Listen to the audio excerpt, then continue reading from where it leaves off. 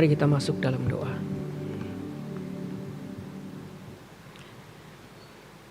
Bapa di dalam surga, kami mengucap syukur di tengah-tengah kehidupan kami yang penuh dengan suara yang membingungkan kami. Masih ada suara Tuhan yang menolong hidup kami, mengarahkan kami.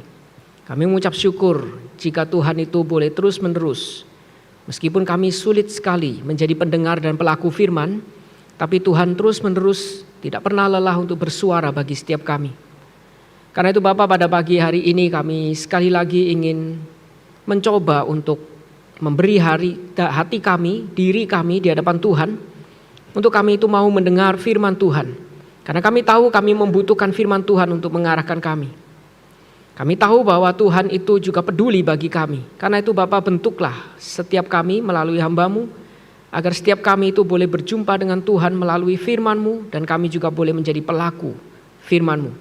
Bersuaralah bagi setiap kami siap mendengar, dan juga bentuklah kami. Dan terutama juga ketika kami mendengar, biar kiranya kami boleh terus-menerus memiliki komitmen untuk menjadi pelaku firman Tuhan. Di dalam nama Yesus Kristus kami berdoa. Amin. Shalom Bapak, Ibu, dan saudara-saudari yang dikasihi dalam Tuhan. Hari ini kita akan membahas satu tema, yaitu hidup mengalahkan iblis. Diambil dari ayat firman Tuhan, yaitu Efesus pasal yang ke-6 ayat 10 sampai dengan ayat yang ke-20. Efesus pasal yang ke-6 ayat 10 sampai 20 dengan tema hidup mengalahkan iblis. Bagaimana kita sebagai orang Kristen kita bisa hidup dengan mengalahkan iblis. Efesus pasal yang ke-6 ayat 10 sampai ayat yang ke-20. Saya akan bacakan bagi setiap kita Efesus pasal 6 ayat 10 sampai 20 dengan tema hidup mengalahkan iblis. Demikian firman Tuhan. Akhirnya hendaklah kamu kuat di dalam Tuhan, di dalam kekuatan kuasa-Nya. Kenakanlah seluruh perlengkapan senjata Allah supaya kamu dapat bertahan melawan tipu muslihat iblis. Karena perjuangan kita bukanlah melawan darah dan daging, tetapi melawan pemerintah-pemerintah, melawan penguasa-penguasa, melawan penghulu-penghulu dunia yang gelap ini, melawan roh-roh jahat di udara. Sebab itu ambillah seluruh perlengkapan senjata Allah supaya kamu dapat mengadakan perlawanan pada hari yang jahat itu dan tetap berdiri sesudah kamu menyelesaikan segala sesuatu. Jadi berdirilah tegap, berikat pinggangkan kebenaran dan berbaju sirahkan keadilan. Kakimu berkasutkan kerelaan untuk memberitakan Injil damai sejahtera.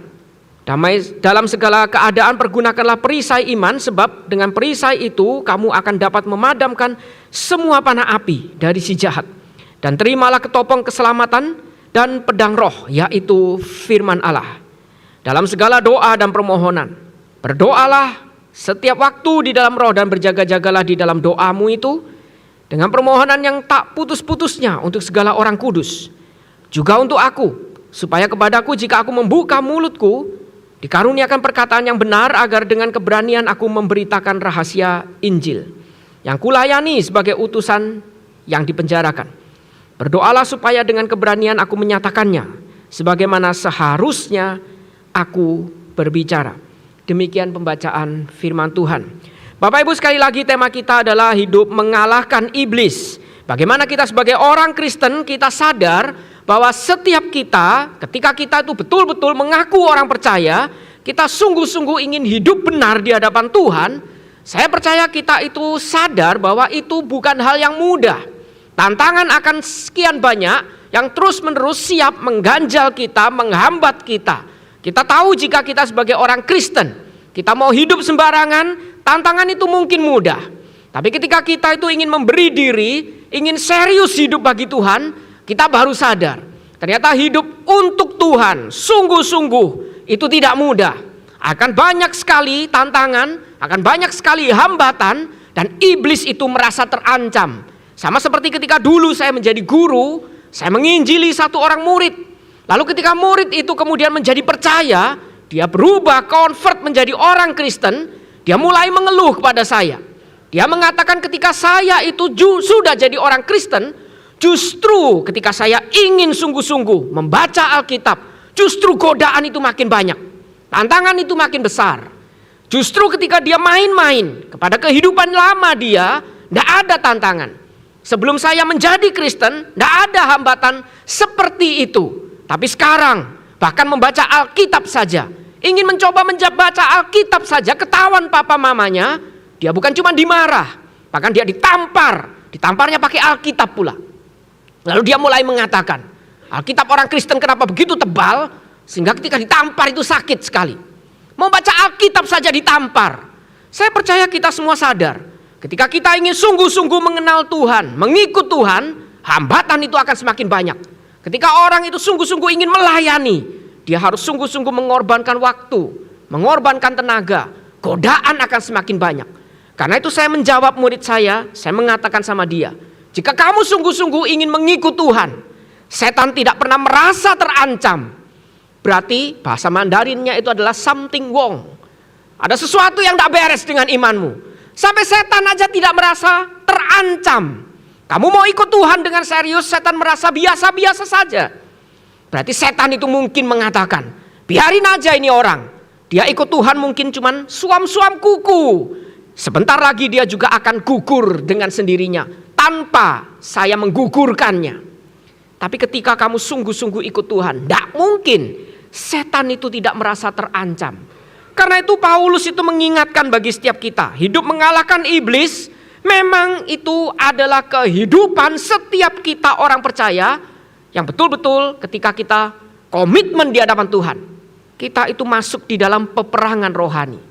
Mungkin peperangan rohani itu tidak sebesar kita memberitakan Injil lalu ditolak. Mungkin peperangan rohani itu dalam bentuk yang paling sederhana, yaitu ketika kita itu ingin betul-betul mencoba setia datang kebaktian saja. Bukankah ada banyak sekali godaan? Ada banyak sekali yang mengatakan nanti 5 menit lagi saja baru bangun. Toh terlambat justru dapat tempat paling enak. Kalau datang duluan dipaksa depan. Terlambat justru dengar firman Tuhan pulangnya cepat, tidak akan kehabisan cicongfan. Mungkin kadang-kadang peperangan rohani itu dalam bentuk yang paling sederhana seperti demikian. Tapi setiap kita mengalami itu, sadar tidak sadar, ingin komitmen serius di hadapan Tuhan, kita akan mengalami peperangan rohani. Karena itu Paulus mengatakan bagaimana kita bisa hidup mengalahkan iblis. Dia membagi bagian ini ayat 10-20 dengan 3 bagian. Pertama, dia memberikan bagaimana kita harus kuat di dalam Tuhan. Lalu dia melanjutkan dengan bagian kita harus melawannya dengan senjata Allah. Saya kuat di dalam Tuhan, lalu saya akan lawan dengan senjata Allah. Baru dia tutup dengan ayat 18-20. Kita harus berdoa dan bersaksi, berkata-kata yang benar di hadapan Tuhan dan di hadapan sesama. Kita akan melihat nasihat Paulus yang dibagi 3 ini. Kita akan masuk di dalam bagian pertama terlebih dahulu. Bagaimana kita bisa hidup mengalahkan iblis? Paulus mengatakan yang pertama adalah kita harus kuat di dalam Tuhan. Ini sebagai dasar. Karena itu dia katakan di dalam ayat firman Tuhan. Akhirnya, hendaklah kamu kuat di dalam Tuhan, di dalam kekuatan kuasanya. Saudara-saudara, bagian ini menjadi dasar ketika kita itu ingin menang, hidup mengalahkan iblis. Paulus membuka hal pertama yang harus kita lakukan, kita harus kuat di dalam Tuhan. Ini menjadi dasar, ini menjadi sumber kita untuk melakukan perlawanan. Sebelum kita itu pergi melakukan perlawanan, kita perlu tahu dulu di mana kita berdiri. Dasarnya, kekuatan kita itu sumbernya dari mana. Ini hal yang penting yang Paulus ingatkan di dalam bagian pertama. Kita harus kuat di dalam Tuhan, yaitu di dalam kekuatan kuasanya, bukan kekuatan yang lain. Bukan kuasa yang lain, tapi di dalam kekuatan kuasa Tuhan sebagai dasarnya. Bapak ibu, saya itu dulu gila kungfu. Bahkan saya sebelum jadi hamba Tuhan, waktu dulu saya masih SMP, SMA, saya itu tahu jelas panggilan saya. Waktu itu ketika ditanya tujuan hidup apa, saya ingin jadi guru kungfu. Saya dulu di Malang itu sampai jadi pelatih. Dan setiap liburan itu saya selalu pergi ke Semarang. Karena di Semarang itu waktu itu ada satu guru yang hebat sekali, terkenal. Sekarang sudah meninggal. Tapi dulu dia terkenal sekali, saya sampai kejar dia. Setiap liburan sekolah saya, yang lain liburan, saya ke Semarang belajar kungfu. Dan ketika belajar kungfu itu saya tidak pernah diajar jurus seperti biasa kita tahu, mirip seperti film-film. Saya datang jauh-jauh cuma disuruh belajar kuda-kuda. Suruh duduk kayak naik kuda padahal tidak ada kuda. Seperti duduk padahal tidak ada kursi. Sampai kaki gemeteran semua. Tapi dia katakan kuda-kuda itu penting. Jangan belajar yang lain kalau kuda-kudamu tidak kuat.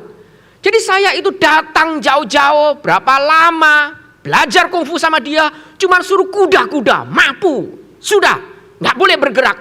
Berapa jam, selalu seperti itu. Katanya kalau itu kuat, kamu mau lakukan apapun kamu bisa.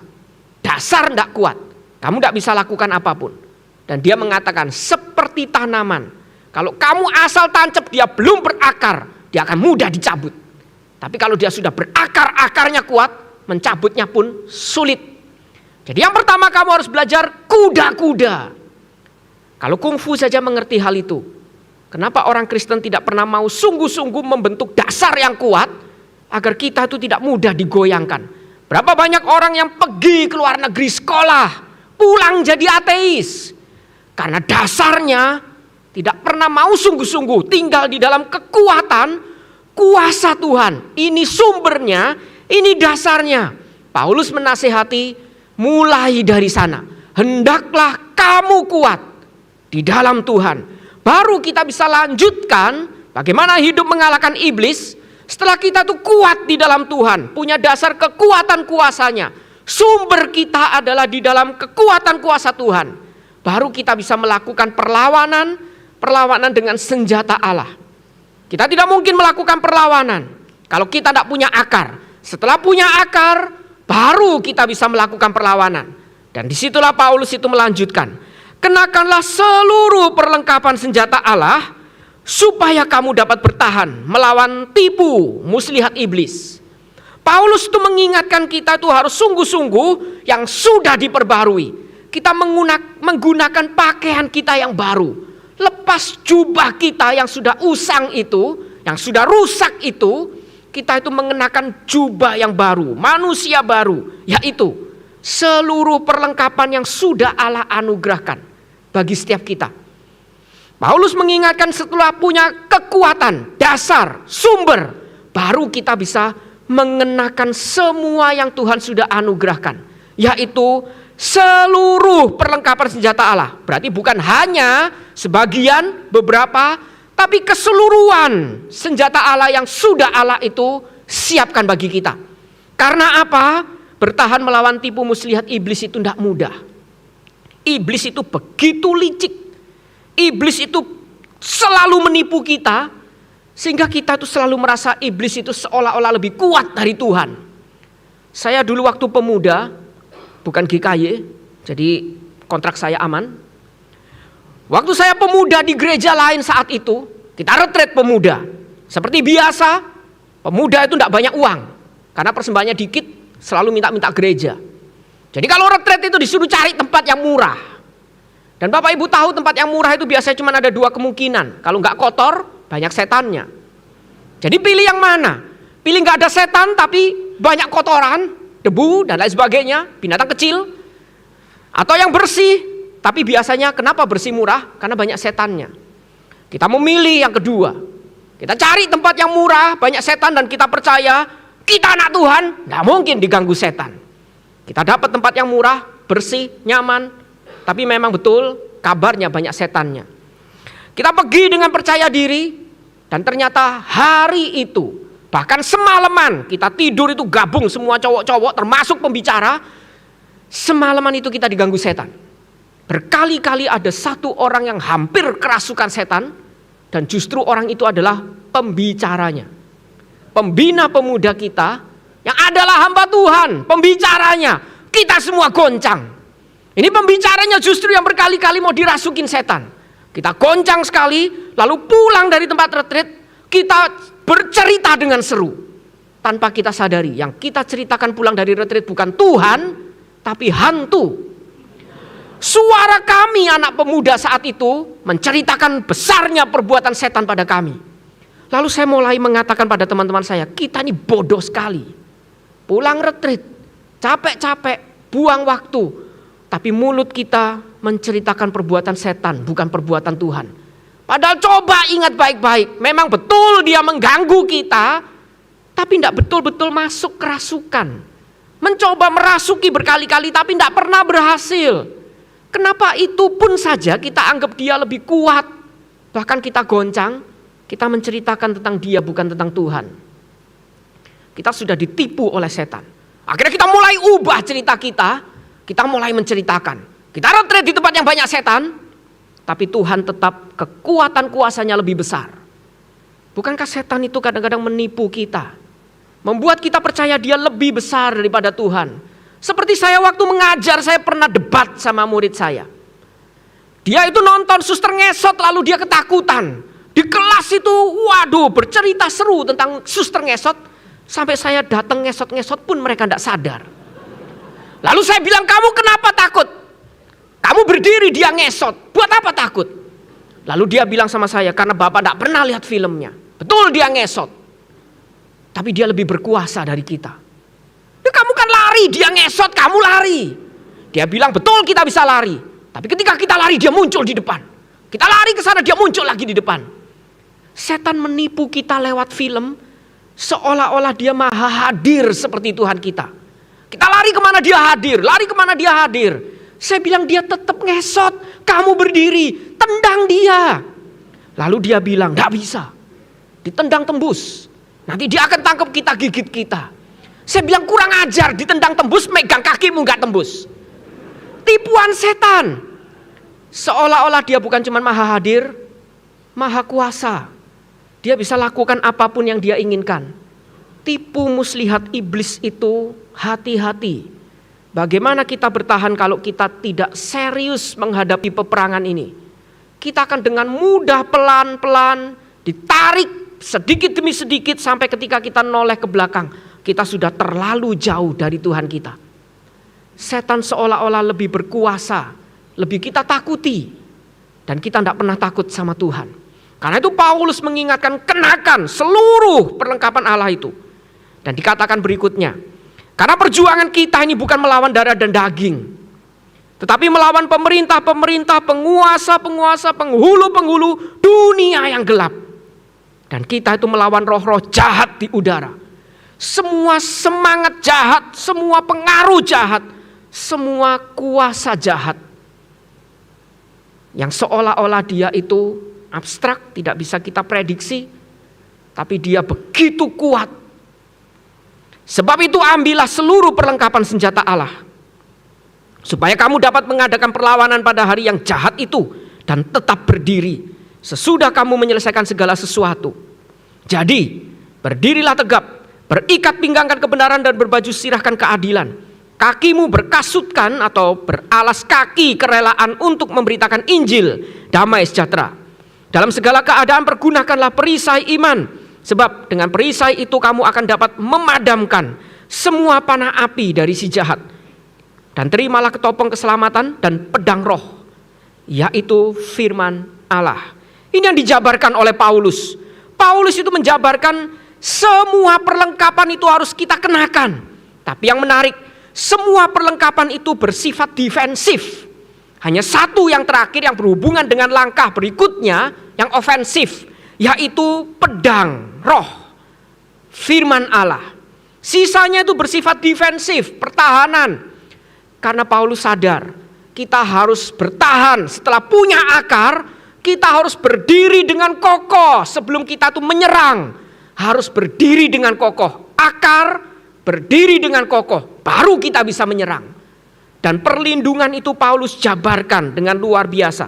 Dia katakan yang pertama, kita harus berikat pinggangkan kebenaran. Berarti harus siap sedia dan bersiap sedia dengan kehidupan yang benar. Kita tahu saat itu orang Israel itu mau keluar dari Mesir, dia harus siap sedia dengan ikat pinggang. Kalau Tuhan bilang keluar, dia siap keluar. Dan dia itu siap dengan ikat pinggang kebenaran. Ini hal yang penting bagi setiap kita, kehidupan orang Kristen. Tapi berapa banyak orang Kristen yang mau siap sedia untuk terus hidup benar, serius di hadapan Tuhan. Bukankah kita menjumpai banyak orang Kristen itu yang mengatakan, "Enggak apa-apa, toh saya yang tidak benar ini masih dipakai Tuhan. Berapa banyak bahkan hamba Tuhan pun main-main dengan hidupnya karena merasa toh masih bisa diundang, masih bisa dipakai Tuhan. Tidak mungkin Tuhan itu tidak pakai saya yang luar biasa punya talenta ini. Karena itu orang ini kemudian tidak serius lagi mengerjakan kehidupannya yang benar. Tidak siap sedia berikat pinggangkan kebenaran. Mengikat pinggang biar celana itu tidak melorot perlu ikat pinggang. Harus siap menjaga kita. Dan disitulah biar kita itu tidak dipermalukan. Kita harus punya yang pertama, ikat pinggang kebenaran. Baru dilanjutkan. Kita punya baju sirah, keadilan, kesalehan. Jadi kehidupan kita itu bukan cuma tahu yang benar, tapi kita menghidupi hidup yang saleh. Banyak orang Kristen tahu kebenaran, tapi hidupnya tidak saleh. Dia cuma jadi orang Kristen yang bengis, yang menghantam orang lain yang seolah-olah tidak punya kebenaran seketat dia. Dia punya hidup yang saleh, yang mengasihi, memancarkan apa yang kebenaran itu dia sudah terima. Jadi bukan cuma ikat pinggang kebenaran, baju sirahnya pun, baju sirah kesalehan, diterjemahkan Indonesia keadilan. Jadi bagaimana kita yang sudah dibenarkan, kita menghidupi kehidupan rohani yang benar. Kita itu terus mencari Tuhan. Baru di situ kita bisa berjalan di dalam kebenaran ini dan kesalehan ini. Itu penginjilan yang sebenarnya. Penginjilan itu bukan debat Injil. Kita hafal ayat, lalu kita menghujani orang lain dengan ayat. Tapi ketika kita itu berikat pinggang kebenaran, berbaju sirah kesalehan, di situ kita punya alas kaki kita. Yaitu setiap saat kita melangkah, ada berita Injil yang menyertai langkah kita. Karena itu Yesus itu sebelum dia disalib, dia itu melakukan satu upacara membasuh kaki murid-muridnya sebagai simbol. Itu juga sama seperti setiap kita. Yesus ingin menunjukkan simbol, dia membasuh kaki kita agar kita bisa melangkah dengan kaki yang sudah dibasuh. Sama seperti perjanjian lama yang selalu mengatakan alangkah indahnya langkah kaki orang yang memberitakan firman Tuhan. Ketika kaki kita, setiap langkah hidup kita memberitakan Injil Tuhan, alangkah indahnya. Yesus sudah membasuh kaki setiap kita. Apakah kita itu berikat pinggangkan kebenaran, berbaju sirahkan kesalehan, disitulah baru kita bisa melangkah. Untuk terus di dalam setiap langkah kita bersaksi bagi dia. Kita itu memberitakan Injil damai sejahtera dengan rela, melangkah di dalam ketaatan, memberitakan firman Tuhan senantiasa. Ini hidup yang tidak mudah untuk diserang oleh iblis, meskipun iblis terus terancam. Baru disitulah ketika iblis itu terus melancarkan serangan, kita itu menggunakan perisai iman. Iman kita itu yang menjadi perisai untuk kita bisa menudungi serangan dari panas si iblis itu. Kita menudungi diri kita dengan iman yang Tuhan itu karuniakan. Baru kita itu memakai helm atau penutup kepala keselamatan. Yaitu di dalam kepala kita, benak kita, kita terus mengingat pekerjaan Tuhan yang sudah mengaruniakan anugerah keselamatan itu. Dan di dalam bagian ini mengingatkan kita, seringkali yang menjadi musuh terbesar kekristenan, itu bukan agama lain yang menolak kita, yang meruntuhkan rumah ibadah kita. Musuh terbesar kekristenan itu karena kita sering lupa pekerjaan Tuhan. Karena itu kita mudah dikalahkan oleh iblis. Karena kita lupa Tuhan sudah menyertai kita sedemikian rupa. Kita sering melupakan itu. Kita lupa penyertaan Tuhan hingga hari ini. Sehingga ketika Tuhan izinkan kita diuji sekali lagi, kita marah pada Tuhan.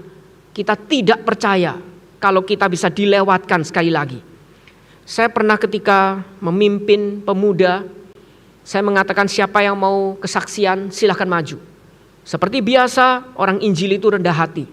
Tidak ada yang mau maju satupun. Lalu saya maju lagi, saya bilang kenapa tidak ada yang mau maju? Biasanya cuma ada dua macam orang, kenapa tidak maju? Yang pertama, saya tidak maju karena mungkin kalian mengatakan, karena saya tidak pernah punya pengalaman apapun bersama Tuhan, jadi tidak ada yang bisa di-sharingkan. Saya tidak pernah punya pengalaman hidup bersama Tuhan. Apakah kalian orang yang seperti pertama ini? Nah, seperti biasa mereka akan sungkan mengatakan, ya ndaklah kok, ndak mungkin. Masa kita orang Kristen tidak punya pengalaman bersama Tuhan? Kalau gitu kamu yang kedua. Saya punya pengalaman bersama Tuhan, tapi lupa. Saya punya pengalaman lagi bersama Tuhan yang sangat indah, tapi saya lupa lagi. Lupakan sekali lagi. Tuhan beri pengalaman yang indah lagi, lupakan lagi. Sampai ketika disuruh maju bersaksi, tidak ada satupun yang saya ingat pengalaman indah bersama Tuhan. Karena itu kalau Tuhan izinkan kita diuji sekali lagi, kita lupa itu semua, kita mulai mencurigai Tuhan. Apakah kalian orang yang seperti kedua ini? Baru mulai angkat tangan, saya deh, kesaksian. Langsung jadi rame semua kepingin maju bersaksi.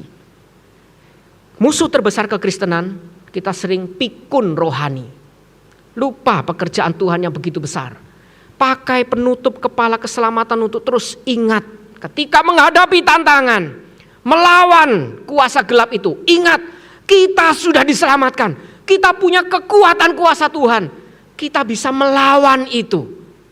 Kita bisa melakukan perlawanan. Baru di situ ada perlengkapan yang keenam, yang terakhir, yang berhubungan dengan langkah berikutnya, yang bersifat untuk menyerang, bukan pasif, yaitu pedang roh. Firman Allah yang membuat kita itu bisa berkata-kata yang benar untuk memperdamaikan sekaligus memisah. Ini berkaitan di dalam langkah berikutnya. Setelah kita mengenakan semua senjata Allah untuk melawan, disitulah kita itu melakukan perlawanan berikutnya, yaitu dengan berdoa dan bersaksi. Jadi kita sudah punya dasar kuat di dalam kuasa Tuhan. Kita berdiri dengan melakukan pertahanan, perlawanan dengan senjata Allah.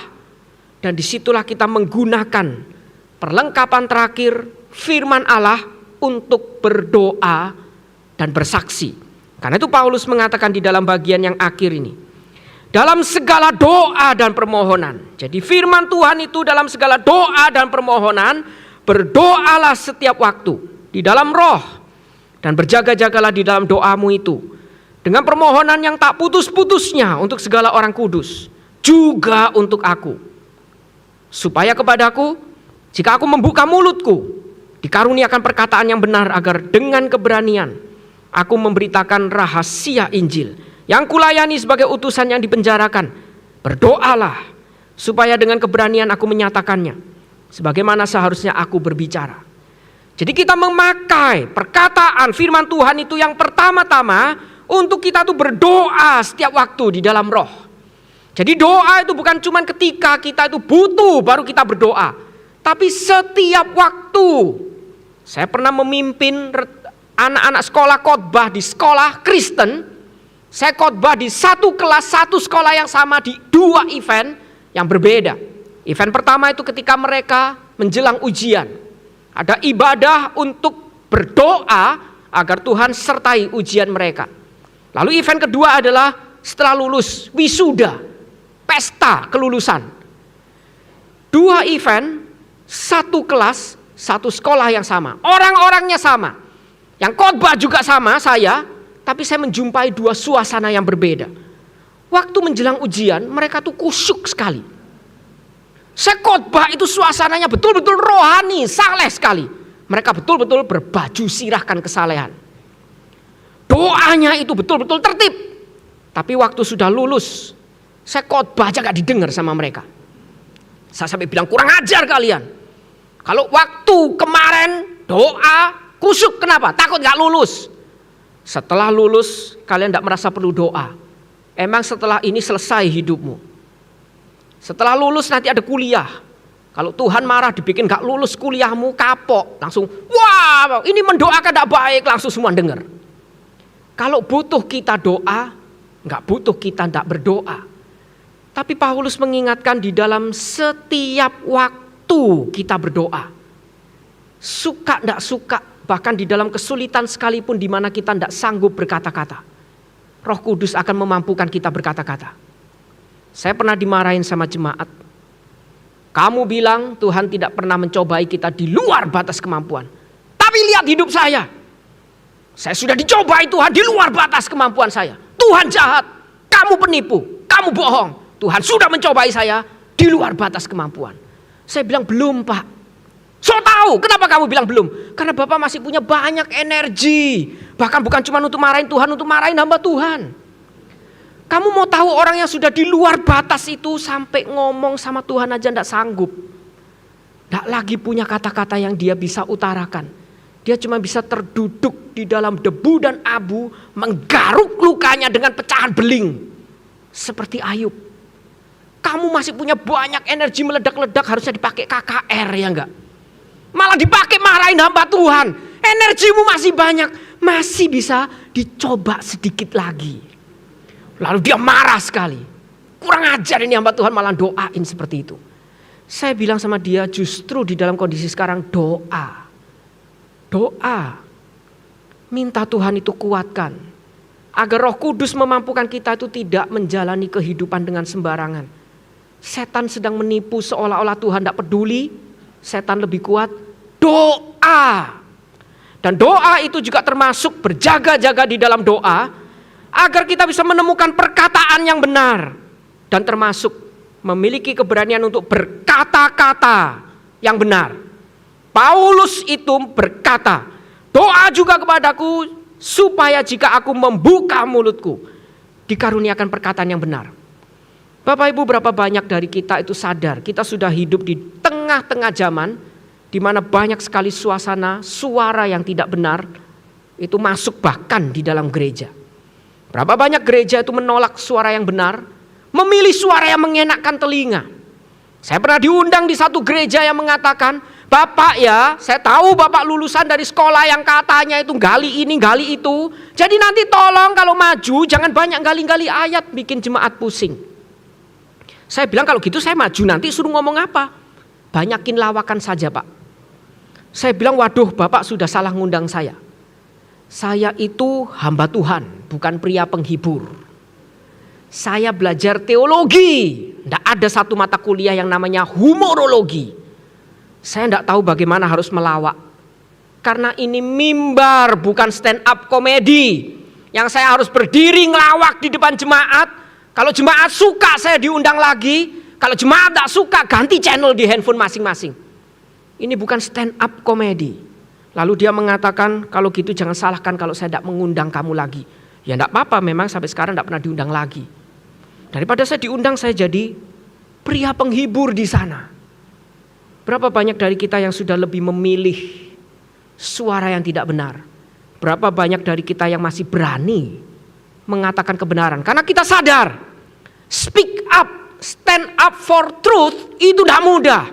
Seringkali orang yang berani berbicara tentang kebenaran, membongkar sesuatu, justru orang itu yang akan diintimidasi, ditekan, dianggap macam-macam.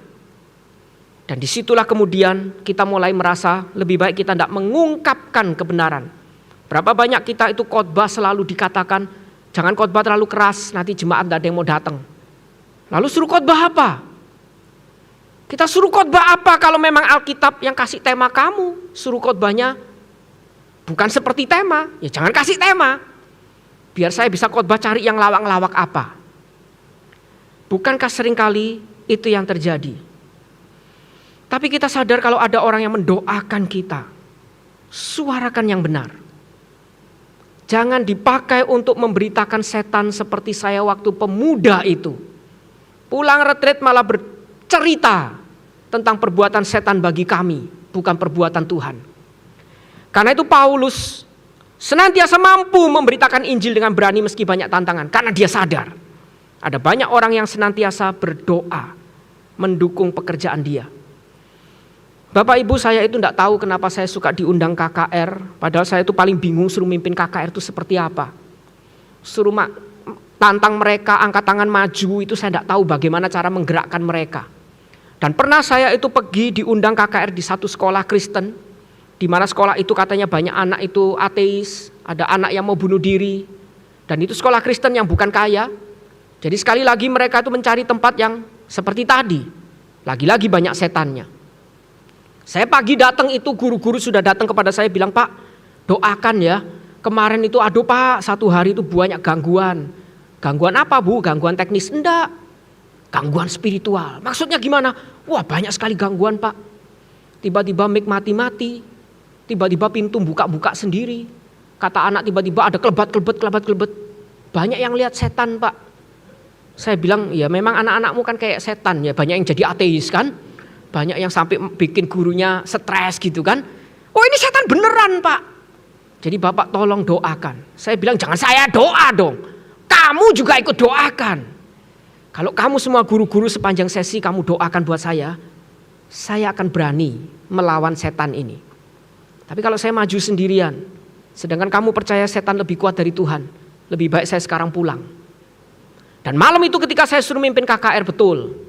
Saya khotbah, tiba-tiba ketika tantangan itu mau diberikan langsung jebret mati lampu. Di ruangan aula yang jelek, gelap, AC-nya gak dingin, mati lampu, gelap, saya gak bisa lihat apapun. Murid-murid langsung teriak, tolong, wah takut semua, teriak, heboh. Saya cuma bilang sama mereka, diam semua, justru bersyukur. Karena kamu tetap bisa dengar suara saya tanpa melihat muka jelek saya. Lalu mereka akhirnya gak jadi takut, mereka ketawa semua. Jadi diselimurkan, jadi gak mikirin setan. Saya puji Tuhan dikasih Tuhan talenta untuk suka teriak-teriak. Jadi saya tetap teriak meskipun tidak ada mic. Saya tetap kasih tantangan bagi mereka. Kenapa saya berani? Karena saya sadar di kegelapan ini guru-guru sedang berdoa bagi saya. Bahkan keluarga saya di rumah pun mendoakan saya.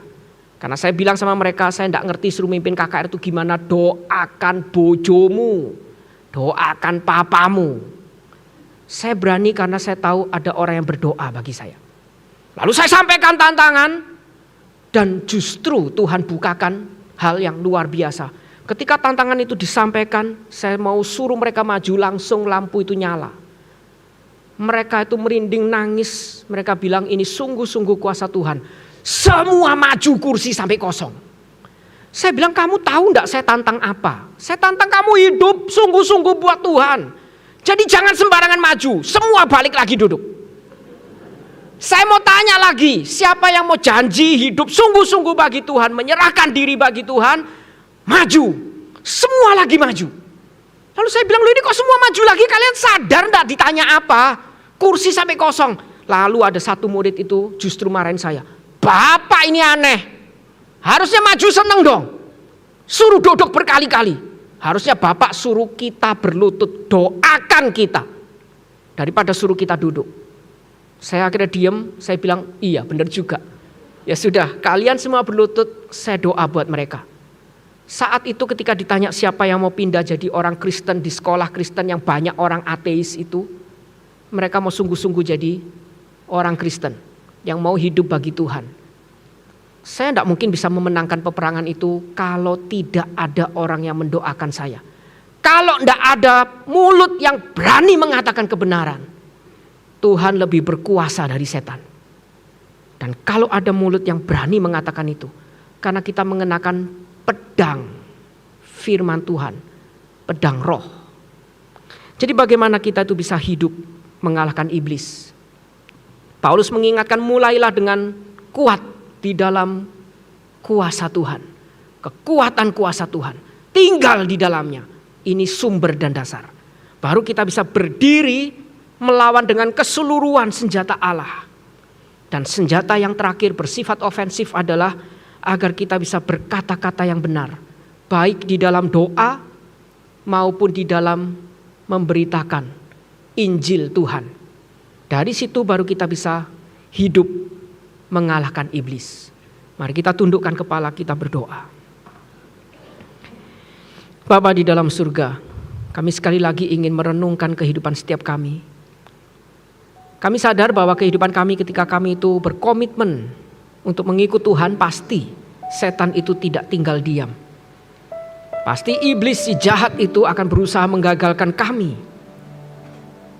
Mungkin dengan mengatakan untuk apa serius jadi orang Kristen. Cukup datang ke gereja sekali seminggu saja. Tidak perlu terlibat apapun, itu cukup. Tidak perlu doa setiap hari, apalagi membaca firman Tuhan. Dan bukankah suara-suara ini yang seringkali menggagalkan kami untuk serius hidup bagi Tuhan. Karena itu Paulus mengingatkan setiap kami bagaimana kami bisa mengatasi godaan-godaan seperti ini. Hidup mengalahkan iblis. Kami harus kembali kepada dasar sumber yang benar, yaitu kekuatan kuasa Tuhan. Dan disitulah kami bisa berdiri kukuh untuk mengalahkan, karena kami diberikan perlengkapan, keseluruhan perlengkapan senjata Allah. Dan perlengkapan itu yang juga mengizinkan setiap kami untuk bisa berkata dengan benar di dalam doa dan di dalam kesaksian hidup kami. Kami memberitakan firman Tuhan dengan keberanian, berkata-kata yang benar. Bahkan kami juga berdoa meminta perlindungan Tuhan dengan doa yang benar. Berkati setiap kami agar kami punya hidup yang seperti demikian, karena kami ingin hidup mengalahkan iblis, memuliakan Tuhan. Di dalam nama Yesus Kristus kami berdoa. Amin.